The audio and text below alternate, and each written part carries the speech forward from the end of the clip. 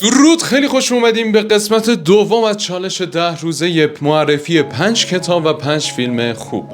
توی قسمت دوم میخوایم یه سریال خفن رو بهتون معرفی کنم. آقا سریال پانیشر. شما وقتی که شروع میکنید به دیدن این سریال، یکی این که نان استاپ تا تهش رو میرید و فصل 2 رو کامل تمام میکنید، اما اتفاقی که بعدش میفته چیه؟ اینه که چرا فصلهای بعدی نیست؟ چرا بعدش فصل ندادن؟